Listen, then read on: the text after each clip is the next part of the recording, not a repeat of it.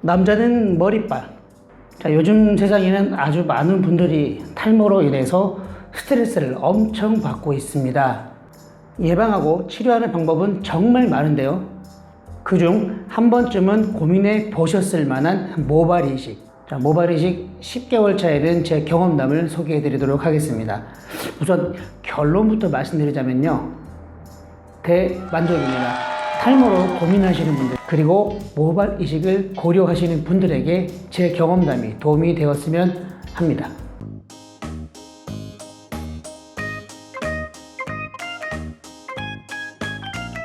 탈모에는 아주 여러 가지 원인이 있잖아요.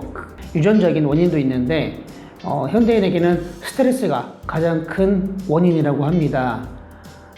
스트레스 때문에 탈모가 되면 또 그 탈모 때문에 또 스트레스를 받고, 또 그럼 그 스트레스 덕분에 또 탈모가 생기고, 이게 무슨 법칙이죠? 저는 앞에서부터 올라가는 전형적인 U자형 탈모 유전자를 갖고 태어났습니다. 이미 10대 때부터 반듯하지 않은 헤어라인을 갖고 있었고요. 한 살 한 살 먹을수록 조금씩 더 미세하게 올라가기 시작했습니다. 그러다 보니까 한창 꾸며야 할 나이에 단 한 번도 이마가 드러나는 헤어스타일을 해본 적이 없습니다. 작년 12월 이제 30대에서 40대로 넘어가는 마지막 한 달을 남겨두고 이제 되게 많은 고민을 했어요. 한 40년 가까이 살아온 저를 위해서 해줄 수 있는 게 뭐가 있을까 고민을 하다가 모발 이식을 하기로 결정을 했습니다. 병원, 방법, 비용, 후기 이런 것들을 많이 알아보다가요. 우연히 네이버 카페에 모발 이식 관련된 사람들만 모여있는 정보를 주고받는 카페가 있어요. 그 카페를 통해서 제휴병원을 소개를 받았고요. 꽤 저렴한 비용으로 모발 이식을 했습니다. 우선 상담 일정을 잡고 이제 병원에 방문을 합니다. 그러면 상담 선생님하고 원인이 뭔지, 평소에 생활 습관이 어떤지, 그 다음에 이마 라인도 좀 보고요. 다양하게 상담을 진행을 하고 나면 우리 선생님이 들어오십니다.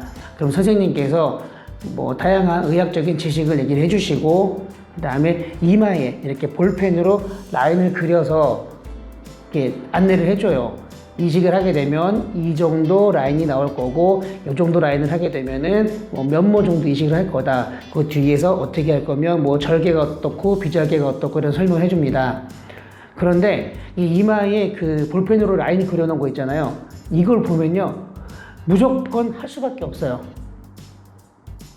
일단 너무 워너비거든요. 평생 해보지 못했던 부분들이고, 그냥 그 라인 상상만 해도 굉장히 내 인상이 달라집니다.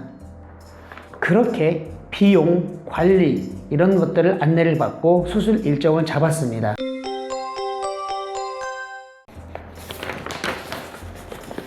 저는 약 2,900모 비절개로 수술을 진행을 했는데요. 그 모발 이식 방법 중에서는 그 절개와 비절개 방법이 있는데요. 절개는 이 뒤통수에 그 이식하고자 하는 부분들을 이렇게 쭉 절개를 해서 이렇게 그대로 떠갑니다. 떠가서 거기 있는 거를 옮겨 싣는 거고요. 비절개 같은 경우는 절개를 하지 않고 모낭을 하나하나 듬성듬성 이렇게 채취를 하다가 이식을 합니다.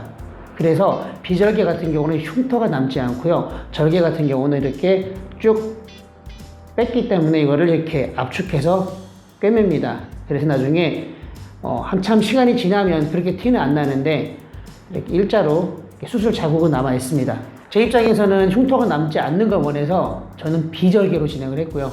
3,000모를 목표로 진행을 했습니다. 수면 마취로 진행을 합니다. 자, 수술대에 엎드리면요, 마취자가 들어와요.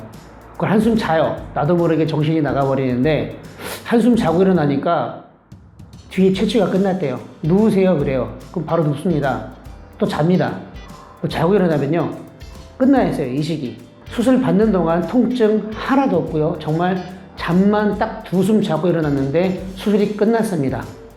제가 밑으로 2.5cm에서 3cm 정도 내려왔고요. 확실히 한결 나아진 헤어라인이 보이시죠? 자, 오늘 채취한 뒷머리입니다. 약간 혐오스러울 수 있어서 모자이크 처리를 좀 했고요. 이렇게 하나하나 걸러서 듬성듬성 채취를 합니다. 채취한 것을 가지고 원앙을 분리를 하고 옮겨 심는 거지요. 그 예전에 그 걸그룹 크레용팝 아시죠? 거기에 있던 멤버였던 금미님이 연예인 되기 전에 원앙 분리사로 일을 했다고 하네요. 모발 이식은 1년 농사라고 합니다. 수술 직후부터 식염수로 소독을 잘 해주고요. 2개월부터는 심어 놓은 머리가 조금씩 빠집니다.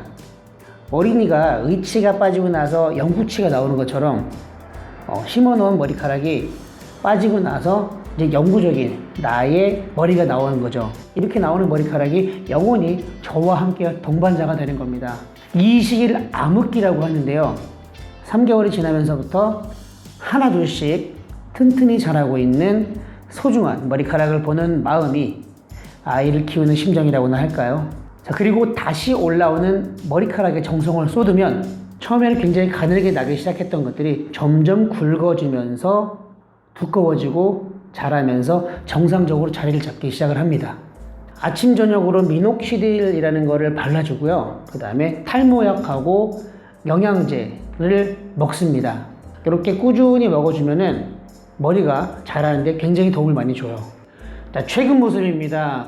이식한 모발이 80에서 90% 정도 자리를 잡으면 성공했다고 하는데요. 저는 한 80% 정도 자리 잡은 것 같습니다. 그렇지만 얼핏 봐서 티가 전혀 안 나기 때문에 너무 좋고요. 나중에 저는 리터치에서 그 부족한 밀도들을 보충을 할 계획에 있습니다. 이쯤에서 여러분들이 궁금해 하시는 과연 나는 모발 이식이 가능한가 하는 부분에 대해서 어떤 유명한 모발 이식 선생님께서 유튜브에 올려놓으신 내용과 저의 경험담을 토대로 말씀을 드릴 건데요. 4가지가 있습니다. 첫 번째, 아주 자원이 좋아야 합니다. 어떤 자원이냐? 이 뒷머리에서 채취를 하고 앞머리를 옮기는 거잖아요. 그렇기 때문에 이 뒷머리에 있는 자원이 굉장히 좋아야 해요. 자, 뒷머리에 모발이 가늘거나 되게 약하거나 그러면 이식을 해도 살아남을 가능성이 적다고 합니다. 그리고 뒷머리의 두피가 너무 단단하면은 채취가 되게 어렵기 때문에 그런 사람들은 이식이 어렵다고 합니다. 자, 두 번째, 이식 부위 공간 대비 채취 부위의 비율이 맞아야 합니다. 이마부터 정수리까지 다 이렇게 올라갔는데 뒷머리는 요만큼밖에 안 남으면은 이거를 다 커버할 수가 없잖아요. 이런 사람들은 이식이 불가하고요. 그래서 저 같은 경우도 더 올라가기 전에 자원이 좋을 때 헤어라인이라도 미리 옮겨 심어서 해놓으면 나중에 여기 조금 숱이 빠지는 거는 좀 괜찮잖아요. 근데 앞에서 라인만 좀 잡아주면 그 이미지의 인상에 좀 도움이 될 것 같아서 그래서 저는 미리 이렇게 진행을 한 겁니다. 자, 세 번째, 너무 나이가 어리면 이식보다는 우선 약물 치료를 먼저 권장한다고 합니다. 한번 채취한 머리는 다시 돌아오지 않습니다. 그래서 너무 어릴 적부터 이런 걸 빼버리면 나중에 안 돌아오잖아요. 우선 약물 치료부터 좀 하고요. 탈모 예방 습관을 통해서 최대한 이식 시기를 늦추는 것이 좋습니다. 한번 채취한 머리는 돌아오지 않잖아요. 모발 이식이 100% 만족한다거나 부작용이 없을 수는 없습니다. 만약에 이식하다가 잘못되면 그나마 있던 머리까지 잃어버리게 되는 거잖아요. 가능하면 20대는 잘 보내고 30대나 40대 이렇게 돼서 이식을 하면 어떨까 하는 생각을 해봅니다. 자, 마지막으로 선생님께서 가장 걱정하셨던 부분인데요. 과도하게 모발 이식에 대해서 기대감을 갖고 계신 분들은 안 하시는 게 좋다고 합니다. 저 위의 내용과 좀 비슷한 내용인데요. 아무리 의료기술이 발달했다고 해도 현재 할 수 있는 최고의 결과가 나오도록 의료진들은 최선을 다하는데요. 기대치가 너무 높은 나머지 성공적으로 잘 되었음에도 불구하고 불만족하시는 분들이 굉장히 많습니다. 또 본인의 컨디션에 따라서 그리고 관리를 어떻게 하느냐에 따라서 이게 이식이 잘 자리 잡고 자랄 수 있거나 못 자라거나 할 텐데 이해를 못 하시는 분들이 많아요. 이런 경우에는 환자나 의료진 모두가 스트레스 받고 굉장히 힘들어지게 됩니다. 그렇기 때문에 충분히 알아보시고 진행하심이 좋을 것 같습니다. 제가 예전에 매니저 생활도 좀 하고 주변에 친한 연예인들도 많이 있는데요. 의료 관련된 협찬을 굉장히 많이 받아요. 특히 미용이나 뭐 성형 이쪽으로 해서 많이 받는데 잘 되면 병원도 그렇고 연예인도 그렇고 굉장히 좋은 홍보 효과가 나오는데 이게 조금이라도 부작용이 생겨버리면 연예인들도 평생 안고 가야 되고요. 의료진들도 역시 안 좋은 결과를 안고 가야 합니다. 그렇기에 너무 과도한 기대감으로 진행하면 안 될 것 같습니다. 예전에는 탈모약이 호르몬제라서 남자한테 굉장히 안 좋다, 뭐 부작용도 있고 뭐 성기능 장애도 오고 이런 얘기들을 많이 하는데요. 요즘에는 비호르몬제 탈모약도 많이 나옵니다. 전혀 걱정 안 하셔도 좋습니다. 남자에게 안 좋다고 고민하시는 분들은 뭐 여자가 있다는 얘기겠죠. 그런데요, 머리가 없어지면요, 여자도 함께 없어집니다. 그렇기 때문에 머리부터 관리를 하셔야 합니다.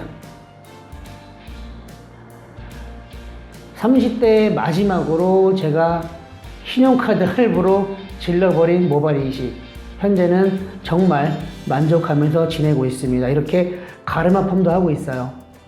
오늘 저의 경험담이 여러분들에게 도움이 되셨다면 구독과 좋아요 그리고 알람 설정까지 부탁드리도록 하겠습니다. 닥터추의 경험담, 다음번에는 더 재밌고 진솔한 경험담으로 찾아오도록 하겠습니다. 감사합니다.